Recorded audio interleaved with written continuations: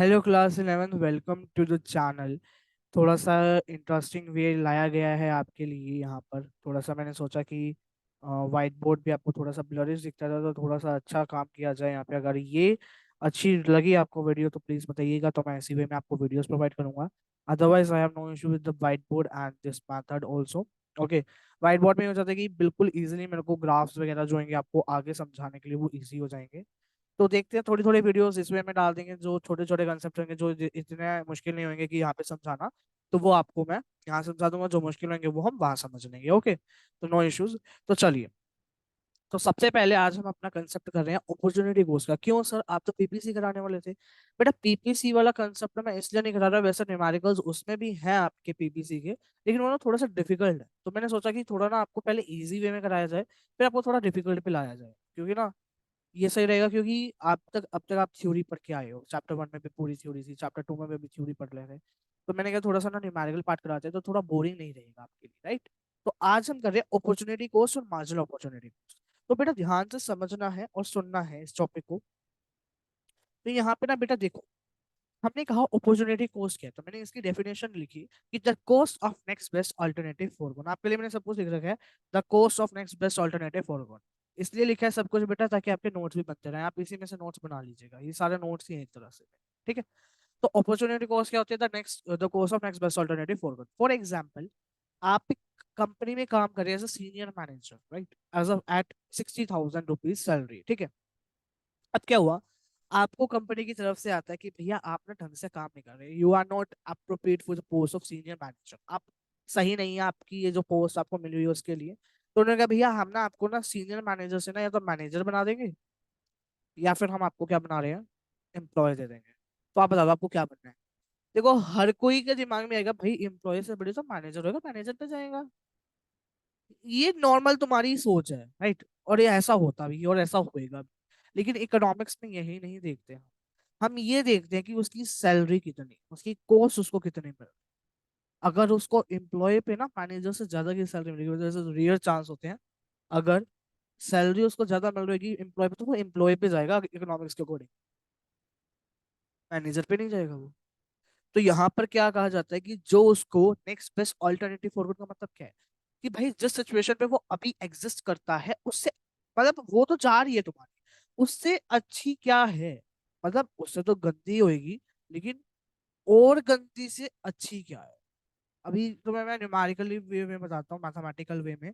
मैंने कहा 60,000 पे आप सीनियर मैनेजर की जॉब कर रहे हैं, 50,000 आपको मिल रही है मैनेजर पे, और 35 मिल रही है आपको एम्प्लॉय पे। आप किस पे जाओगे? ऑब्वियसली बात है मैनेजर पे जाओगे, कॉस्ट को भी देखोगे तो। और नॉर्मली भी मैनेजर पे ही जाओगे। लेकिन मैं कॉस्ट के अकॉर्डिंग बता रहा हूँ, कॉस्ट के अकॉर्डिंग हम किस पे जाएंगे, मैनेजर। अब मैं कह दूं यही, कि अगर एम्प्लॉय को 45 मिल रही है और मैनेजर को 40 मिल रही है, और सीनियर मैनेजर की 60 है, तो किस पे जाओगे? एम्प्लॉय पे जाओगे, क्योंकि 45,000 is greater than the 40,000, right. तो ये चीज है। यही चीज यहाँ पे ABC के एग्जाम्पल के थ्रू मैंने लिख रही थी, समझानी उसके अकॉर्डिंग थी, लेकिन मैं आपको मैनेजर का एग्जाम्पल दे दिया एक तरह से, ठीक है ना। तो अब आता है आपका टॉपिक जो है नेक्स्ट, वो है आपका marginal opportunity cost. Marginal opportunity cost क्या होता है बेटा? देखो मार्जिनल का मतलब मैंने आपको पहले ही बताया था क्लास में, नहीं बताया होगा तो अब बताया। तो मार्जिनल का बेटा मतलब होता है, कहीं भी पढ़ोगे तो उसका मतलब क्या होता है, एडिशन। क्या होता है? एडिशन। इकोनॉमिक्स पढ़ रहे हो, मार्जिनल का मतलब क्या होता है, एडिशनल होता है, राइट। तो मार्जिनल हुआ आपका एडिशनल। तो एडिशनल कॉस्ट जो आप बियर करते हो, अगर आप अपने रिसोर्सेज को एक यूज से दूसरे यूज के ऊपर शिफ्ट करते हैं।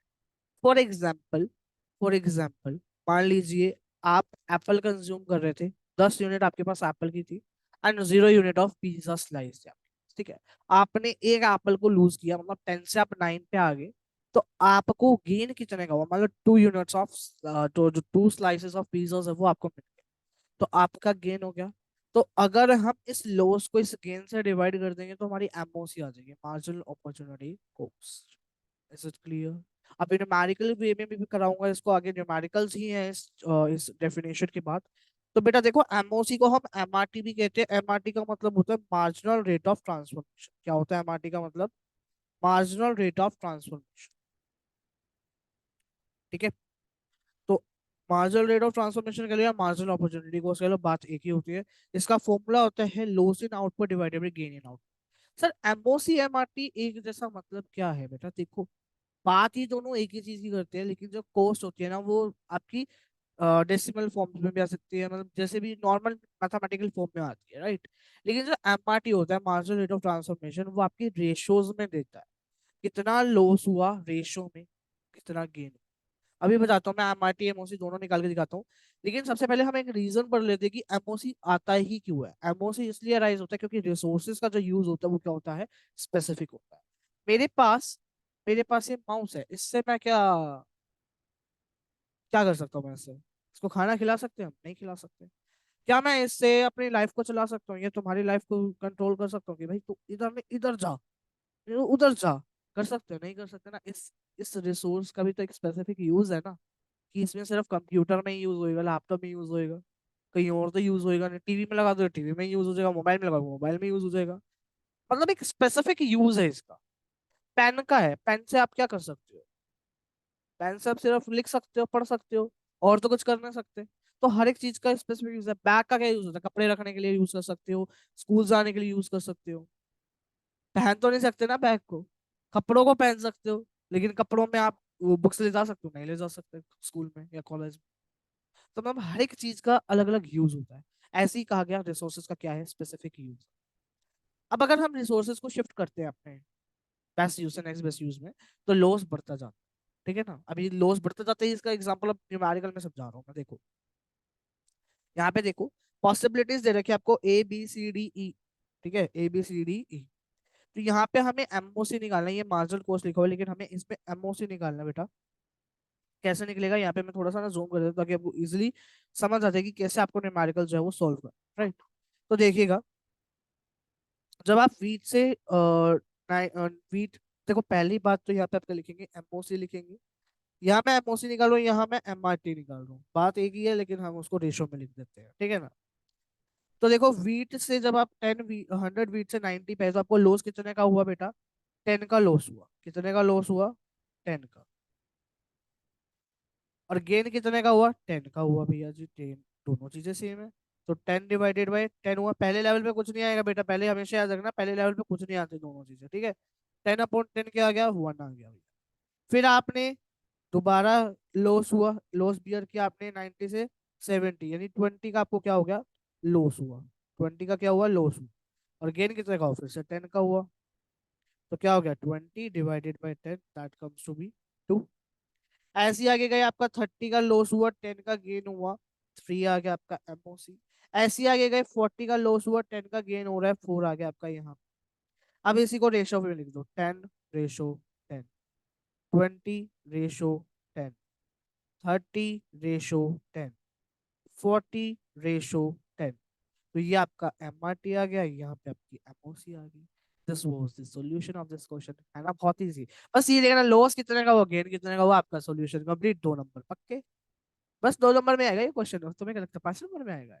हाँ, नहीं नहीं नहीं, टीपीसी का भी अगर कंसेप्ट डाल देगा ना इसमें, तो आ सकता है आपका 5 नंबर में। कर्व दे देगा, कर्व बना के दिखाओ, कर्व कैसे बनेगी वो मैं बताऊंगा। आगे क्वेश्चन देखिए। ये क्वेश्चन क्या है भैया, अरे भैया अरे भैया, ये क्वेश्चन कहाँ से आ गया, अरे इतना बड़ा क्वेश्चन, अरे अरे अरे अरे चलिए। ये थोड़ा सा ना आपका प्रोडक्शन पॉसिबिलिटी कर्व से रिलेटेड है, तो अभी हम इसको करेंगे नहीं। सिर्फ हम इसमें अपॉर्चुनिटी कॉस्ट और मार्जिनल अपॉर्चुनिटी कॉस्ट वाला जो क्वेश्चन वो करेंगे। यहाँ पे कह रहे हैं कि कंट्री सिटीजन है, एक कंट्री के जो प्रोड्यूस करते हैं दो गुड्स, गार्लिक और, according to the following production possibility schedule, ये प्रोडक्शन पॉसिबिलिटी शेड्यूल ही दे रखे हैं आपको।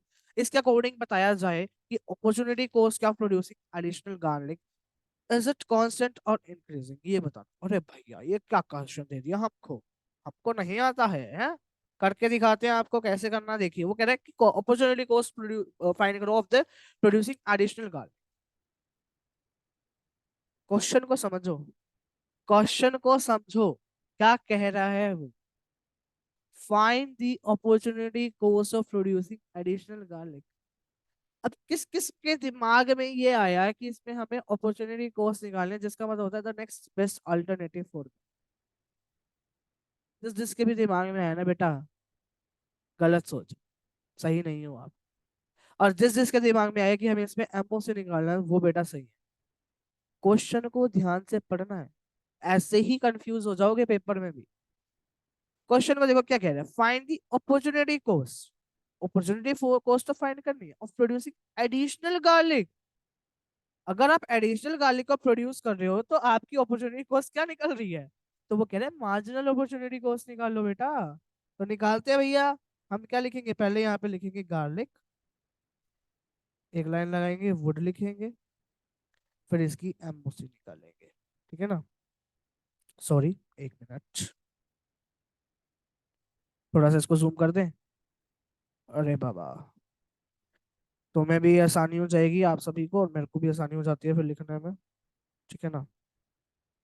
तो देखिए, गार्लिक क्या है, 0, 150, 300, 450, 600, 750 और 900। ठीक है? और ये क्या है, 450, 375, 300, 225। अरे यार, ओप्स, 225, 150, 75 एंड 0। ठीक है? कैलकुलेटर खोल लो बेटा जी तुम भी, और अपन भी खोल लेंगे अगर हमको जरूरत पड़ेगी तो। तो चलिए, तो सबसे पहली चीज क्या कह रहा है बेटा, एमओसी निकालनी है हमें। तो लॉस देखो कितने का हो रहा है, 100 से 150 का गेन हो रहा है, लेकिन लॉस कितने का हो रहा है, 450 से हम किस पे जा रहे हैं, 375 पे जा रहे हैं। तो देखो, 400, सॉरी, 450 माइनस 375, लॉस कितने का हुआ, 75 का। तो पहले लेवल पे कुछ आएगा? पहले लेवल पे तो कुछ नहीं आने वाला ना। तो पहले लेवल को क्या कर दो, छोड़ दो, ब्लैंक। हाइफन लगा देना बेटा, जरूरी नहीं है ब्लैंक छोड़ के आना है, आपको हाइफन लगाना है यहाँ पे। तो लॉस कितने का हो रहा है, 75 का, डिवाइडेड बाय गेन कितने का हो रहा है, 150 का।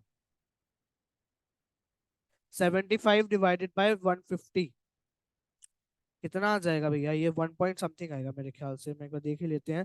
75 डिवाइडेड बाय 150, सॉरी 0.5 आएगा, 0.5। ठीक है? अब 375 से 300, यानी 75 का ही लॉस हो रहा है, लेकिन गेन कितने का हो रहा है, फिर से 150 का। अरे भैया, 0.5 आ गया। फिर से देखा तो 75 का लॉस हो रहा है, और गेन 50 का हो रहा है, यही तो 0 फिर से आ गया। फिर आगे देखा, फिर आगे देखोगे तो 75 का लॉस हो रहा है, 150 का गेन हो रहा है। अरे भैया, ये तो फिर से 0.5 आ गया। आगे भी कैलकुलेट करोगे ना तो यही आने वाला है, 0.5। भैया, ये तो 0.5 आ गया सर, आपने तो कहा था लॉस बढ़ता जाएगा बढ़ता जाएगा। जरूरी नहीं होता कि हमेशा लॉस बढ़ेगा ही, वो कांस्टेंट भी हो सकता है, डिक्रीज नहीं होएगा लेकिन बढ़ेगा। ये कांस्टेंट रह सकता है, डिक्रीज नहीं होएगा, बढ़ सकता है, कांस्टेंट रह सकता है, लेकिन घटेगा कभी भी नहीं। तो यहाँ पे हमें क्वेश्चन में यही कहा गया था बेटा, फाइंड करो opportunity cost of producing additional garlic, is it constant और इंक्रीजिंग। तो हमने कहा भैया, हमने एमओसी निकाल दी, एमओसी जो आ रही है वो हमारी कांस्टेंट आ रही है, hence producing the additional, the cost of producing additional garlic is your constant. This was the answer of this question, right? Now the next question is marginal opportunity cost निकालिएगा भैया इधर से। जब हम अपने रिसोर्स को शिफ्ट करें from the one use to another use, जैसे लॉस हो रहा है, डायरेक्टली बताते हैं, लॉस हो रहा है 1500 रुपए का, और गेन हो रहा है आउटपुट का 1000 रुपए, 1000 का यूनिट। तो 1500 डिवाइडेड बाय 1000 कर दो भैया, 1.5 आपके सामने आंसर लिखा भी हुआ है। एक नंबर में क्वेश्चन आएगा बेटा ये वाला तो। ठीक है ना, जिसमें आपको डायरेक्टली वैल्यूज गिवन होगी। ये क्वेश्चन आ सकता है आपके, ये वाला क्वेश्चन आ सकता है आपका 3 नंबर में। क्यों? क्योंकि एक तो पहले आपको एमओसी निकालना पड़ेगा, पहली बात तो इसको ये कंफ्यूजिंग कर रहा है, तो इसलिए इसका मैं 3 नंबर का मैं बोल सकता हूँ। ठीक है ना? तो ये अगर डायरेक्टली बोलते ना एमओसी निकालू और कौन से नया इंक्रीज है, तो मैं 2 नंबर में दे देता। क्यों? क्योंकि एक नंबर एमओसी का निकालने का और एक नंबर कॉन्स्टेंट का बोलता मैं, या 1.5 नंबर एमओसी का और आधा नंबर कॉन्स्टेंट और इंक्रीजिंग बताने का।